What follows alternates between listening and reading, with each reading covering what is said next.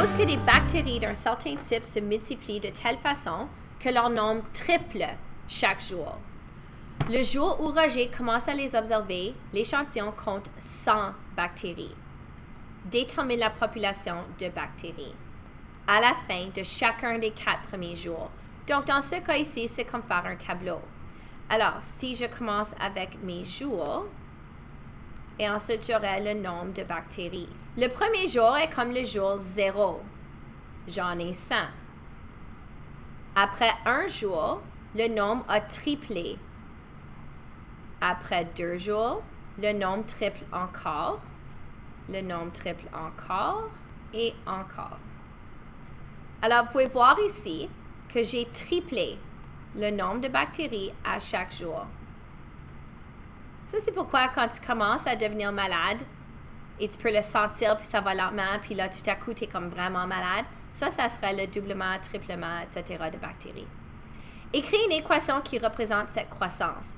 Donc, comme vous avez vu aujourd'hui, alors si soit T le temps, et je vais dire que N est le nombre de bactéries.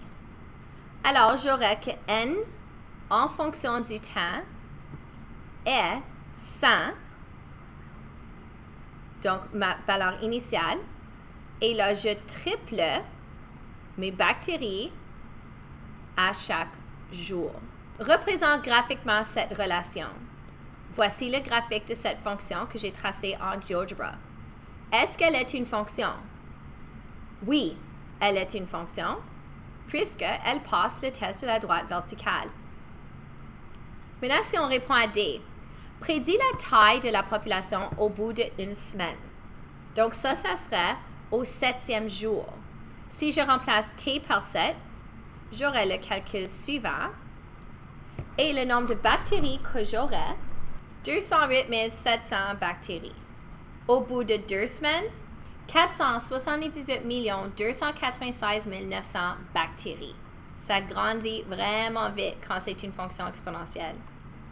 Si j'étais maintenant pour faire mes premières différences, dans les jours, j'avais 0, 1, 2, 3, 4 et la population était ceci. Si je fais mes différences ici, j'ai 200, 600 et 5400. Ensuite, mes deuxièmes différences, 400, 3600. Encore mes différences, j'aurai 800 et 2400. Remarque ici que ma fonction a triplé, mes différences triplent, mes deuxièmes différences triplent et mes troisièmes différences triplent.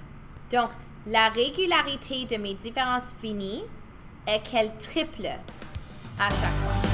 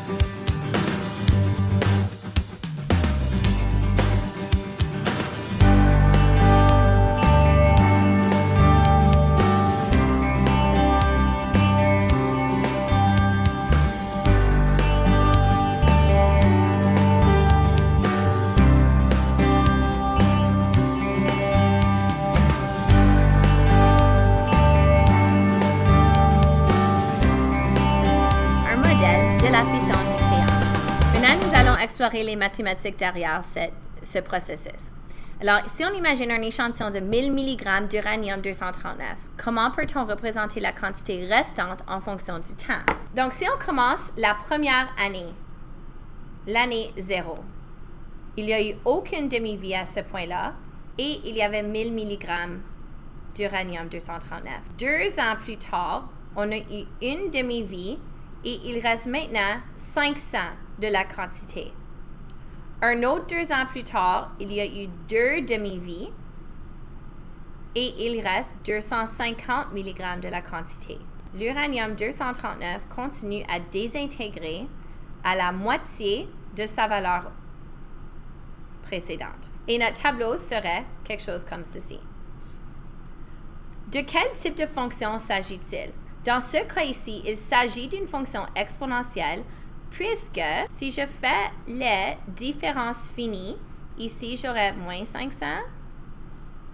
Si je répète encore, je vois ici qu'à chaque fois, j'ai une régularité dans mes différences finies. Donc, c'est une fonction exponentielle puisque les différences finies présentent une régularité. Représente graphiquement la relation. Alors, si on commence par déterminer l'équation de la relation avant de la représenter graphiquement, nous aurons quelque chose comme ceci. Soit Q, la quantité, et T, le temps. On aura que Q est la quantité restante. Je commence avec 1000 mg et je divise mon 1000 mg en 2 à chaque 2 ans. Je répète, le 1000 représente la quantité initiale, la demi représente la régularité de mes différences puisque je divise par 2 à chaque fois. Et ensuite, le temps est aussi divisé en 2 représentant le nombre de demi-vies. Si je trace le graphique de cette fonction, j'aurai quelque chose comme ceci. Au bout de combien de temps restera-t-il 10 mg de la quantité initiale? Et là, j'aurai que Q égale 10. Et ensuite, j'essaie d'isoler T. Donc, j'aurai 1 sur 100. Et maintenant, je dois trouver T. Comment est-ce que je peux isoler T dans ce cas ici? J'aimerais garder cette discussion pour la salle de classe, mais je peux vous dire que la solution est la suivante. La réponse est 13,281. On pourrait le trouver dans GeoGebra en trouvant quand le T est 10 ou quand le Q est 10, ou je peux vous montrer comment on peut faire ça avec nos calculatrices. Maintenant, pour 0,1% de la quantité initiale. Si c'est 0,1% de la quantité initiale, ça veut dire que c'est 0,1% de 1000.